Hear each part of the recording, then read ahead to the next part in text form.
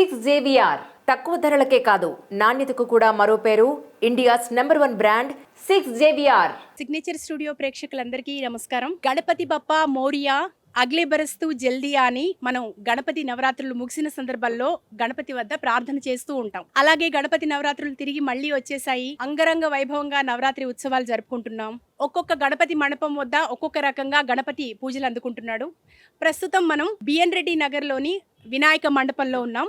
ఇక్కడైతే బిఎన్ రెడ్డి నగర్ వినాయక మండపం వాసులు ఒక అడుగు ముందుకు వేసి ఇక్కడ ఒక వినూత్నమైన వినాయకుడిని చూస్తున్నాం. మనం ఇక్కడ వెనకాల, నా వెనకాల చూడొచ్చు మీరు. వ్యాస మహర్షి మహాభారతాన్ని చెప్తుంటే వినాయకుడు తన దంతంతో రాస్తున్నట్టుగా మన హిందువుల నమ్మకం. ఆ విఘ్నేశ్వరుణ్ణి ఇక్కడ ప్రతిష్ఠించారు. చాలా అద్భుతంగా ఉంది.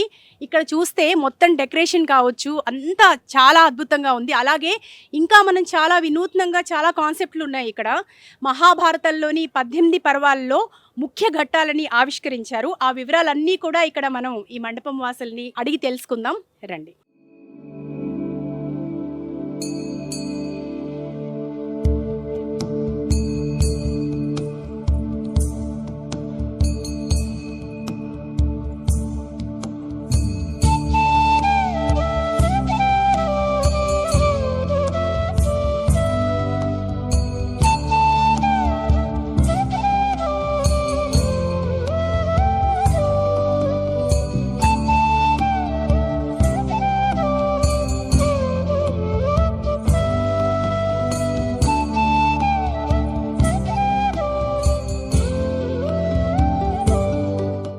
జగదీప్ గారు నమస్కారం.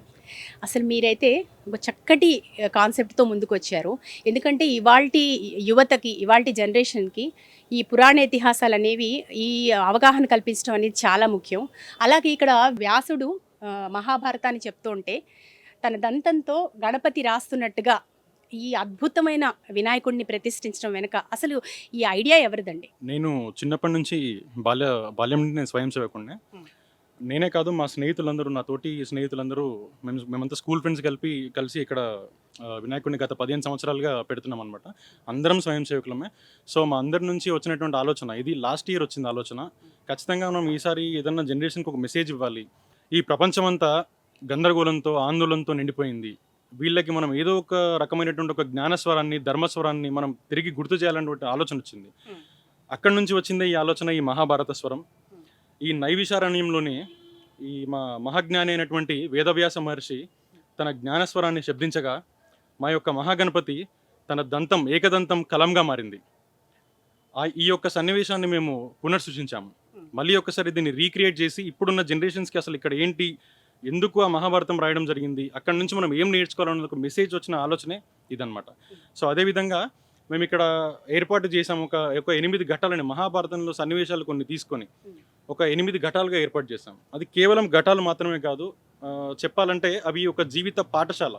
అసలు ఈసారి మా వినాయక మండపమే ఒక సజీవమైనటువంటి పాఠశాలగా ఏర్పాటు చేయడం జరిగింది. ఈ కాన్సెప్ట్లో కూడా మనం ఒకటి ఉందన్నమాట. యాక్చువల్గా మనకు తెలియాల్సిన విషయం, అందరికీ తెలియాల్సిన విషయం, మహాభారతాన్ని వ్యాసుడు రాస్తున్నప్పుడు గణపతి ముందు ఆయన ఒక ప్రశ్న ఉంచారనమాట. మీరు రాయటం కనుక ఆపేస్తే నేను చెప్పడం ఆపేస్తాను.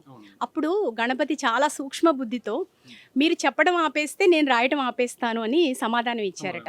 సో మనం చాలా సూక్ష్మ బుద్ధికి గణపతిని మనం తీసుకుంటాం. అదేవిధంగా ఏదైనా ప్లాన్ ఎగ్జిక్యూట్ చేయలేకపోతే గణపతిని ఆరాధన చేయడం వల్ల మంచి జరుగుతుంది.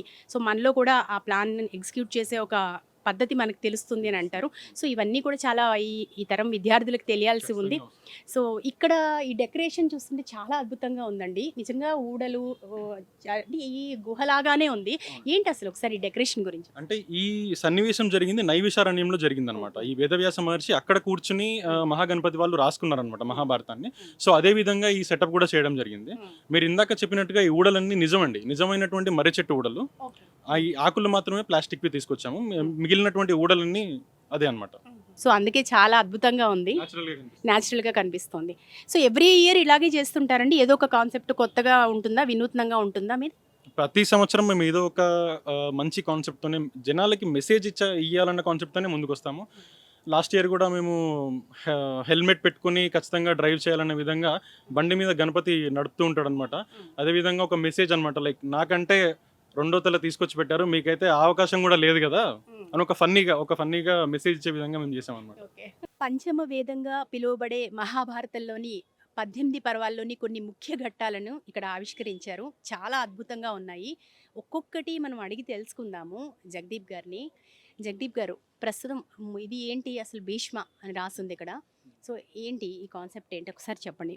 ఇది భీష్ముడు చేసినటువంటి ప్రతిజ్ఞ. ఈ ప్రతిజ్ఞ ఒక్కటి లేకపోతే అసలు మహాభారతం అనేది జరగకపోతుండే. సో అందుకనే మెయిన్ క్యారెక్టర్ తీసుకొని ఫస్ట్ భీష్మ పితామహుల్ని ఇక్కడ మేము ఆవిష్కరించడం జరిగింది.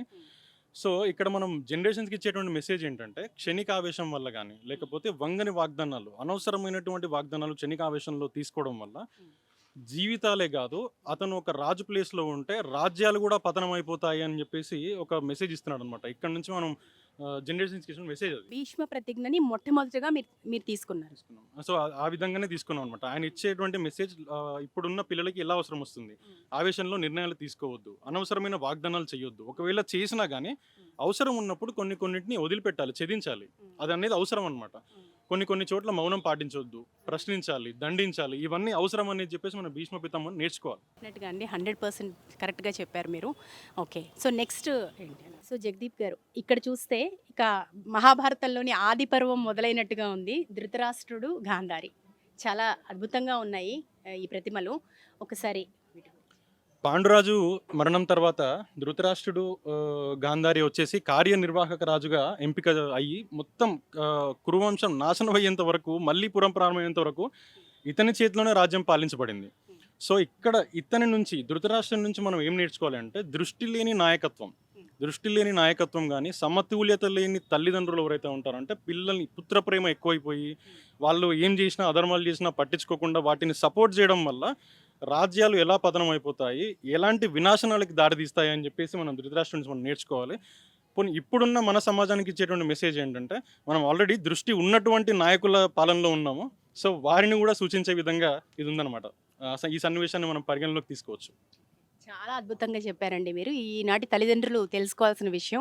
సో డెఫినెట్గా ధృతరాష్ట్రుడి నుంచి ఏం నేర్చుకోవాలో మనకి జగదీప్ గారు చెప్పినట్టుగా ప్రతి తల్లిదండ్రులు సమతుల్యత పాటించాలి, పిల్లల పట్ల పూర్తిగా దృష్టి పెట్టాలి, చక్కటి భావి భారత పౌరులుగా వారిని తీర్చిదిద్దాలి అని ఈ కాన్సెప్ట్ యొక్క ముఖ్య ఉద్దేశం అని జగదీప్ గారు చెప్తున్నారు. ఇక నెక్స్ట్ చూద్దాము. పాండవులు, కౌరవులు ఒకేసారి ద్రోణాచార్యుల వద్ద విద్యను అభ్యసించడానికి వచ్చారు. సో ఇక్కడ మనం పాండవులని పరిగణలోకి తీసుకుందాం, కౌరవుల గురించి మళ్ళీ ఒకసారి మాట్లాడదాము. వీళ్ళని పరిగణలోకి తీసుకుంటే ఇక్కడ వీళ్ళ దగ్గర నుంచి మనం నేర్చుకోవాల్సింది ఏంటంటే, విద్యని ఎప్పుడు, ఎక్కడ, ఎలా వాడాలనేది నేర్చుకోవాలి. ఇంకొకటి, మనకందరికీ తెలుసు పాండవులకి చాలా మంచి క్వాలిటీస్ ఉన్నాయి. అట్లనే మనలోని లోపాలను కూడా గుర్తు తెచ్చుకోవాలి. మనలోని లోపాలను ఎప్పుడైతే గుర్తు తెచ్చుకోకుండా దాన్ని ఎప్పుడైతే మనం వదిలేస్తామో, దానివల్ల కూడా వచ్చేటువంటి ప్రాబ్లమ్స్, అత్యంత తీవ్రమైనటువంటి బాధలను మనం అనుభవించాల్సి వస్తుంది, అవమానాలు కూడా మనము అనుభవించాల్సి వస్తుంది. అవి కూడా మన దరికి చేరి మనల్ని ఒక డిఫరెంట్ ఫేస్కి తీసుకెళ్ళిపోతాయి అన్నమాట. సో దాని గురించి ఈ సన్నివేశాన్ని మేము క్రియేట్ చేయడం జరిగింది. చాలా చక్కగా చెప్పారండి. అందుకే మహాభారతాన్ని పంచమ వేదం అనడానికి కారణం కేవలం ఒక సామాజిక అంశాలు కాకుండా రాజకీయ అంశాలను కూడా స్పృశించింది మహాభారతంలో చెప్పందంటూ ఏమీ లేదు. ఒక్కసారి మహాభారతాన్ని కనుక చదివి క్షుణ్ణంగా మనం అర్థం చేసుకున్నట్టయితే అందులో తెలియని అంశము, ఒక కవర్ చేయని అంశం అంటూ ఏది ఉండదు. అందుకే పంచమ వేదంగా పిలుస్తారు మహాభారతాన్ని. సో ఇక్కడ మనం చూసినట్టయితే జూదం ఆడటం అనేది, ఈ సన్నివేశం ఏదైతే ఉందో మహాభారతంలో అత్యంత ముఖ్యమైన ఘటం. సో ఇక్కడ ధర్మరాజు నుంచి మనం నేర్చుకోవాల్సింది, యుధిష్ఠిరుడి నుంచి మనం నేర్చుకోవాల్సింది ఒకటే, స్వీయ నియంత్రణ, సెల్ఫ్ కంట్రోల్ అనేది మనిషికి చాలా అవసరం. మనకి ఎడిక్షన్స్ ఉంటాయి, జూదం కానీ ఏదైనా సరే ఒక ఎడిక్షన్స్ ఉంటాయి, వాటి నుంచి మనం సెల్ఫ్ కంట్రోల్ అనేది ఉండాలి. ఒక దగ్గర సెల్ఫ్ కంట్రోల్ పోతుంది, అక్కడ మనం కాన్షియస్గా ఉండాలనేది నేర్చుకోవాలి. ఇంకొకటి ఏంటంటే, సెల్ఫ్ కంట్రోల్ మీకు ఎన్ని తెలివితేటలైనా ఉండనివ్వండి, మీరు ఎంత మంచివారైనా ఉండండి, మీరు ఏ పొజిషన్లోనే ఉండనివ్వండి, ఆ సెల్ఫ్ కంట్రోల్ అనేది ఎప్పుడైతే లేదో, ఎప్పుడైతే కోల్పోతారో, మీరు ఎంత పెద్దవాళ్ళైనా, అంటే ఇప్పుడు ఆ టైంలో అతను మొత్తం అఖండ భారతదేశానికి, అఖండ సామ్రాజ్యానికి అతను రాజు, కానీ బానిసలు అయిపోయే స్టేజ్కి వెళ్ళిపోయింది అనమాట. దేనివల్ల? సెల్ఫ్ కంట్రోల్ లేకపోవడం వల్ల. సో ఆ సెల్ఫ్ కంట్రోల్ అనేది చాలా ఇంపార్టెంట్. మనం కొన్ని సిచ్యువేషన్స్లో మనం కాన్షియస్గా ఉండాలి. ఇంకొకటి ఏంటంటే, ఆ టైంలో వారికి వాళ్ళ పెద్ద మనుషులు చెప్తారు, మనం వెళ్ళాల్సిన అవసరం లేదు, వాళ్ళ పొజిషన్స్ని పక్కకు పెట్టి చెప్తారు. ఆ టైంలో కొన్ని సిచ్యువేషన్స్లో నీకెంత పవర్ ఉన్నా కానీ పెద్ద మనుషుల మాట వినాలి, ఎందుకంటే వాళ్ళు అత్యంత ఎక్స్పీరియన్స్ చెప్తారు కాబట్టి అక్కడ వినాల్సి వస్తుంది. సో అవన్నీ పాటించి ఉంటే ఆ రోజు ఆ సన్నివేశం అంత అవమానం జరగకపోయేది కాదని చెప్పేసి, సో ఈ మెసేజ్ మేము జనరేషన్స్కి ఇద్దాం అనుకుంటున్నాం. మనకి ఎన్ని మంచి లక్షణాలు ఉన్నా ఒక్క అవలక్షణం ఉంటే అది జీవితాన్ని ఎట్లా మలుపు తిప్పుతుంది అనేది ధర్మరాజు జూదం అనే ఒక్క అవలక్షణంతో ఆయనలో ఉన్న గొప్ప లక్షణాలు గొప్పతనం అంతా ఏ రకంగా మార్చివేశాయి జీవితాన్ని అనేది మనం ఈ కాన్సెప్ట్తో ఈ ఘట్టం ద్వారా తెలుసుకోవచ్చని జగదీష్ గారు చాలా చక్కగా చెప్పారు. ఇక నెక్స్ట్ ఘట్టం ఏంటో చూద్దాం. ఇక్కడ కనిపిస్తుంది ద్రౌపది వస్త్రాపహరణం. సో ఇది మనందరికీ తెలిసిందే, చాలా బాధాకరమైన విషయం. మొత్తం మహాభారతంలో కొంచెం ఇబ్బంది పెట్టిన సందర్భం అని చెప్పాలి. ఒక్కసారి సో ఇది సంపూర్ణ మహాభారతం ఇతిహాసంలో చూసుకుంటే ఇది ఒక హృదయ విదారక సన్నివేశమే. కానీ ఇక్కడ నుంచి ఏదైనా సరే ఏ సన్నివేశం నుంచి అయినా మనం ఒకటి నేర్చుకోవాల్సింది ఒకటి ఉంటుంది. ఇక్కడ చూస్తే స్త్రీకి అవమానం జరిగింది అంటే అది ఒక వ్యక్తిగత గాయమే కాదు, సంపూర్ణ సమాజానికి గాయం అనేది మనం తెలుసుకోవాలి. సంపూర్ణ సమాజానికి గాయం. సెకండ్ థింగ్ వచ్చేసి స్త్రీకి ఎక్కడైతే అగౌరవం జరుగుతుందో, ఎక్కడైతే వారి గౌరవాన్ని కంప్లీట్గా డౌన్ఫాల్ చేసేస్తారో అక్కడ రాజ్యాలన్నీ పతనం అయిపోతాయని చెప్పేసి చరిత్ర మనకు నేర్పిస్తుంది. అదే మనం నేర్చుకోవాలి. మనం ఈ రెండు సన్నివేశాలను తీసుకుందాము, జూద సన్నివేశాన్ని, ఈ వస్త్రాభరణ సన్నివేశాన్ని తీసుకుంటే ఒకటే నేర్చుకుందాం.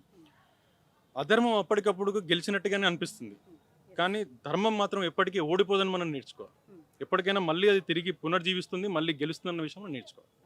సో ద్రౌపది వస్త్రాపహరణం గురించి చాలా చక్కగా చెప్పారు జగదీప్ గారు.